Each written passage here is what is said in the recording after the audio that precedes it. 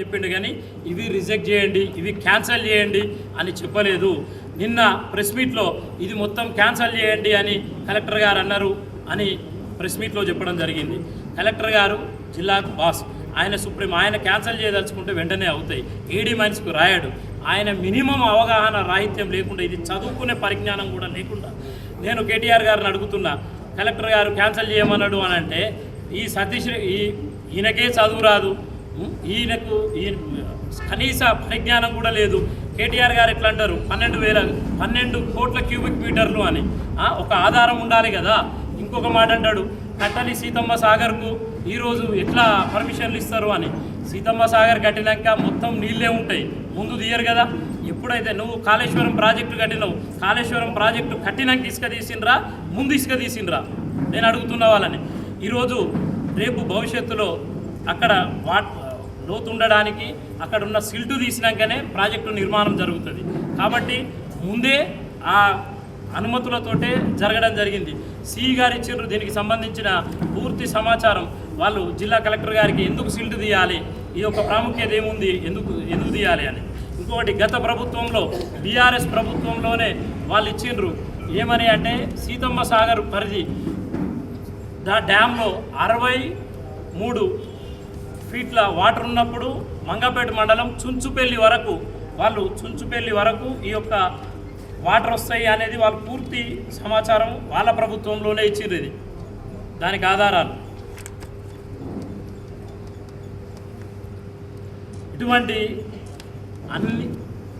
అన్ని అనుమతులతోటి పారదర్శకంగా జరుగుతున్న దాని మీద కోట్ల రూపాయలని లేనిది ఉన్నట్టుగా తప్పుడు ప్రచారాలు చేసుకుంటా నిన్న మాట్లాడిండు. ఏమని అంటే సమ్మక్క సారలమ్మల దగ్గరికి వస్తారా, మల్లూరు లక్ష్మీ నరసింహస్వామి దగ్గరికి వస్తారా, భద్రాచలం రాముల వారి దగ్గరికి వస్తారా అని. మేము కాంగ్రెస్ పార్టీ పక్షాల నుంచి మేము ఛాలెంజ్ని స్వీకరిస్తున్నాం. గుంటూరు సతీష్ రెడ్డి వచ్చినా పర్వాలేదు, కేటీఆర్ గారు వచ్చినా పర్వాలేదు. మేము 12 కోట్ల క్యూబిక్ మీటర్లు వచ్చినాయి, 4,000 కోట్ల అక్రమ రవాణా జరుగుతుందంటారు. దీనికి మేము స్టాండ్ అయి ఉంటున్నాం. రేపు మేము మేడారం సమ్మక్క సారలమ్మల దగ్గరికి మేము వస్తాము. ఈ గుంటూరు సతీష్ రెడ్డి వస్తారో, కేటీఆర్ గారు వస్తారో, ఎవరన్నా రానియండి. మేము పొద్దున 11 గంటలకు మేము మేడారంలో ఉంటాం. ఆయన ఆధారాలతో రండి. మా పత్రిక, మా మీడియా సోదరులందరి ముందే చెప్తున్నాం, మేము రేపు వస్తాం, రమ్మనండి. అక్కడే తెలుసుకుంటాం మేడారంలోనే. ఆయన ఏవైతే ఆధారాలతోటి 12 కోట్ల క్యూబిక్ మీటర్లు అని ఖమ్మం జిల్లాలో కేటీఆర్ గారు అన్నారో ఆ సవాల్ని మేము స్వీకరిస్తున్నాం. ములుగు జిల్లాలో 12 కోట్ల క్యూబిక్ మీటర్ల పర్మిషన్లు వచ్చుంటే మేము దేనికైనా సిద్ధం. నేను ఒక డీసీసీ ప్రెసిడెంట్గా చెప్తున్నా, అవగాహన లేని సతీష్ రెడ్డి వస్తాడా లేదంటే కేటీఆర్ గారు వస్తారా, దేనికైనా సిద్ధం మేము చర్చకు. తప్పుడు మాటలు, మా మంత్రులకు ఏం సంబంధమే, సీతక్క గారికి ఏం సంబంధం, పొంగులేటి గారికి ఏం సంబంధం, ఈ యొక్క ఇసుక గురించి. ఇక్కడ అన్ని ప్రభుత్వ అనుమతులతోటి గిరిజన ట్రైబల్ సొసైటీలకు వచ్చినాయి, ట్రైబల్స్ బతుకుతున్నారు. దానికి పొంగులేటి గారు ఎందుకు, సీతక్క గారి టాపిక్ ఎందుకు, సంబంధం లేని బయటికి ఎందుకు? ఈ అవగాహన లేని సతీష్ రెడ్డి మాట్లాడతాడు 4,000 కోట్ల కుంభకోణం. ఎక్కడి నుంచి వస్తాయి 4,000 కోట్లు? వచ్చిన క్వాంటిటీ ఎంత, దానికి 4,000 కోట్లు ఎందుకు వస్తాయి? 116 రూపాయలు ఆయన తప్పుడు లెక్కలేసి తప్పుడు వార్తలు బట్టగాల్చి మీదేస్తే సరిపోతుందా? ఆయన అనుకుంటా అండేమో ఆయన అక్రమంగా సంపాదించిన కదా, నేను అక్రమ సంపాదన. ఇప్పుడు ఇక్కడ లోకల్గా అనుకుంటారు ఎలక్షన్లో అరెకరం ఉన్న సతీష్ రెడ్డి హిందూ అరణ్యాల ప్లాట్ ఎట్లా కొట్టాడు, గట్కేసర్ల 10 ఎకరాల భూమి ఎట్లా కొట్టాడని వాళ్ళ కార్యకర్తలే చెప్తారు. అట్లాగిట్లా అనుకుంటా అండేమో. గతం కంటే, గత బీఆర్ఎస్ 10 ఏళ్ల పాలన కంటే కాంగ్రెస్ పాలనలో 300 కోట్ల రూపాయలు ప్రభుత్వ ఖజానాకు ఆదాయం పెరిగింది ఇసుక మీద. అంటే ఈ 300 కోట్లు ప్రతి సంవత్సరం ఇంటూ 10 సంవత్సరాలు అంటే 3,000 కోట్లు వాళ్ళు తిన్నారు కదా. అట్లేమని అనుకొని భ్రమలో అన్నారేమో కానీ వాస్తవికంగా అయితే అది కాదు. ఇక్కడ వారు చెప్పినట్టు 12 కోట్ల క్యూబిక్ మీటర్లు రాలేదు, 4,000 కోట్ల అక్రమ రవాణా జరగలేదు. ఎవరికైనా తెలుసు ఈ యొక్క ప్రజాపాలనలో రేవంత్ అన్న సర్కారులో ట్రాన్స్పరెంట్గా మైనింగ్ మీద పూర్తి స్థాయి పట్టు సాధించడం జరిగింది. అక్రమ రవాణాలు ఎక్కడ లేవు. ఎటువంటి పూర్తి పారదర్శకంగా జరుగుతున్నది అనేది అందరికీ తెలిసిన విషయమే. పూర్తి స్థాయి ఎంతైతే ఉంటుందో అంతవరకే వాళ్ళు లారీలలో లోడ్లు వేసుకొని రావడం జరుగుతున్నది. గతంలో 35 టన్నులకు పర్మిషన్ ఉంటే 50 నుంచి 60 టన్నులు ఓవర్లోడ్ పోయేది. దానివల్ల రోడ్లన్నీ ఖరాబ్ అయ్యేది. ఈరోజు మేము మా ఏటు నాగారం రోడ్డు చూపిస్తాము, ఈ గుంటూరు ఆయన కళ్ళు కనబడతలేమో తీసుకుపోయి చూపిస్తాం ఎంత అద్భుతంగా ఉన్నదో రోడ్డు.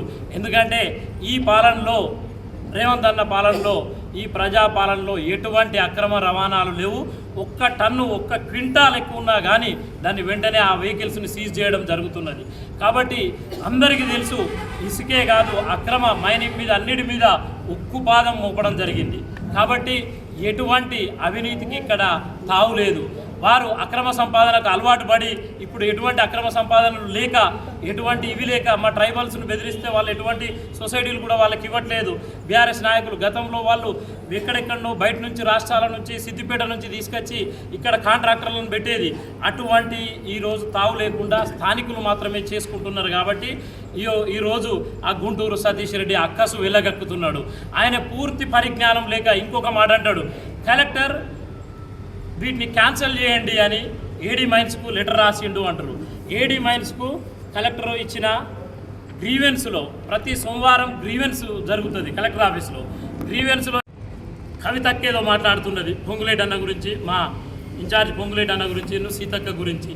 200 కోట్ల ఇంట్లో ఉండే కవితక్క కూడా ఒక పేద మంత్రి, 3 సార్లు ఎమ్మెల్యేగా గెలిచి ఈరోజు రాష్ట్రంలో పెద్ద పోర్ట్ఫోలియోలో ఉన్న మా పేద సీతక్క గురించి మాట్లాడే అర్హత ఈ యొక్క లిక్కర్ స్కామ్లో ఎన్నో స్కామ్లలో ఇరుక్కుపోయిన కవితక్క మాట్లాడే అర్హత ఉన్నదా? నిన్న ఆమె కూడా వచ్చి ఇసుక గురించి ఏదో అనే టాపిక్ మాట్లాడుతుంది. ఏది మాట్లాడినా కానీ నేను దయచేసి పాత్రికేయ మిత్రుల ముందు ఒకటే చెప్తున్నా, మన స్థాయికి తగ్గట్టుగా, మనం చేసే పనికి తగ్గట్టుగా మనం ఏందని ఆలోచించుకొని మాట్లాడితే మంచిదని చెప్తున్నాం. ఒక్కటే మేము చివరి మాటగా చెప్పేది, కాంగ్రెస్ పార్టీ అన్నిటికీ సిద్ధంగా ఉంది. మాకు పని చేయడం తెలుసు, పని పట్టడం కూడా తెలుసు. తప్పుడు కూతలు కూసి, కారు కూతలు కూస్తే మిమ్మల్ని తరిమి కొట్టడం కూడా తెలుసు అని మరొక్కసారి మీడియా మిత్రుల ముందు తెలియజేయడం జరుగుతుంది.